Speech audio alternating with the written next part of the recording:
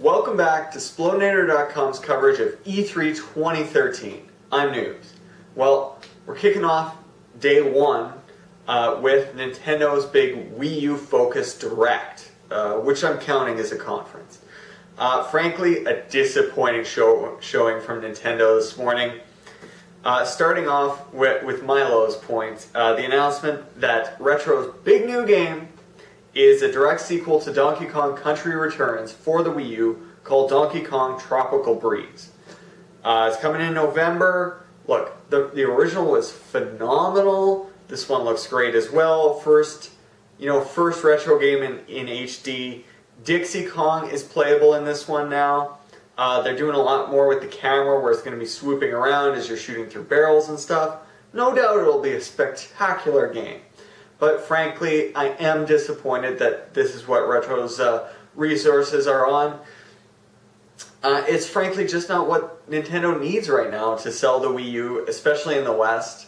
I would have loved, something more along the shooter line, maybe more of an arcadey FPS like Time Splitters, or another Metroid. Frankly, I think Nintendo could have put somebody else on this project and left Retro to do their own thing. And then beyond that was the only really new game that we saw at the showing. We knew about the others even if we hadn't seen them before. So for example, Mario Kart 8. Yes, that's its title. It's releasing December of this year. Very much an evolution of what they were doing in 7. They're returning with gliders and the underwater stuff. They've got hover carts now. The tracks look like they're really sweeping and twisting. It's almost like this F-Zero thing. The tracks are very crazy. It's Mario Kart. I'm excited. Iwata promised, the best set of online features for Mario Kart yet. Better be.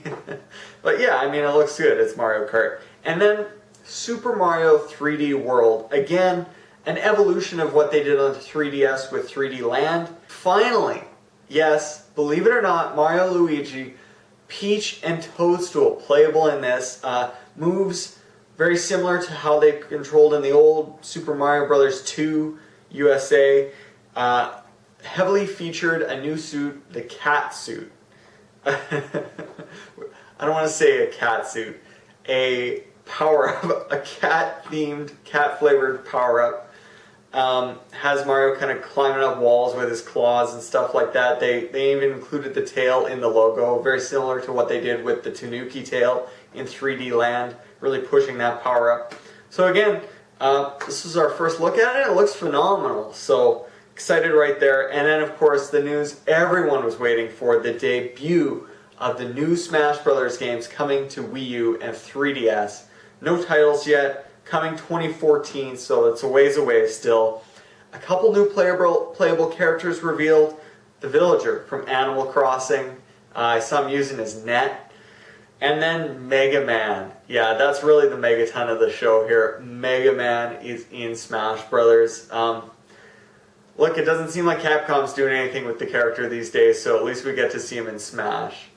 So that's awesome. As far as how the games looked, they looked like Smash Brothers. They looked like HD versions of Brawl. Maybe a little faster, hard to say right now. But yeah, Smash Brothers. Okay, some smaller news. Wind Waker HD, we got a first video look at that. Looks phenomenal, of course. Some people were worried about the art style changing a little with this port. Maybe things are a little more rounded here, but generally it looks very much like an HD version of the original game. I saw a button for fast sailing in the trailer. So right there, huge improvement over the original. No mention of new features, new dungeons, anything like that. I'm sure we'll get more details over the course of E3 now, but it doesn't look like they're doing too much with it. And then we got another trailer for X, Monolith Soft's new game. Just lots of shots of the mechs and everything. 2014, again, pretty vague release date, but looks awesome. Wii Fit U, delayed all the way till December, so I gotta wait for my new step counter. And Wii Party U, delayed till October, I don't care. We had the familiar, pretty pathetic highlight reel of third-party releases, stuff we've known about. Deus Ex, Watch Dogs, Sonic Lost Worlds.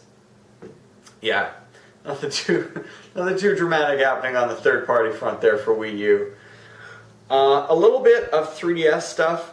This wasn't actually in the Direct, it was announced afterward, but the new 3DS Zelda game, the semi-Link to the Past do-over / sequel, it's called A Link Between Worlds. Again, it looks cool, but it looks very Link to the Past. I'm really hoping they do some truly new stuff with the, I know we're getting new dungeons, obviously they're doing new gameplay stuff, but I really hope they do something with that overworld. Like just an extra zone area, new islands or something. We had a look at Pokemon X and Y. It's Pokemon, what can I say? Detailed some new mechanics. There's some sort of a Tamagotchi pet simulator thing going on there. Also they announced the new Pokemon type, Fairy. I don't care. And then we also, just right afterwards, released on Nintendo's YouTube page, Yoshi's New Island. This is the Yoshi's Island sequel that's coming to 3DS. Again, looks good, but nothing very exciting either, right? Okay, so that's about it for the news that we got today. Like I said, nothing too huge. The major disappointment being Retro's showing there. Look, Nintendo does have a long history of doing that sort of mid E3 surprise, usually day 2 or day 3. They do lots of developer roundtables and they like to save a little something for that. We also have a big Pokemon X and Y roundtable that's coming up later today. So more news should be on the way, but frankly, a pretty disappointing Direct. We've had better Directs that weren't E3, right?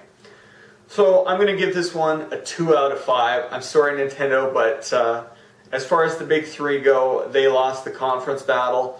But it doesn't mean that Nintendo's necessarily lost E3 quite yet. As I said, still plenty of news to come, probably.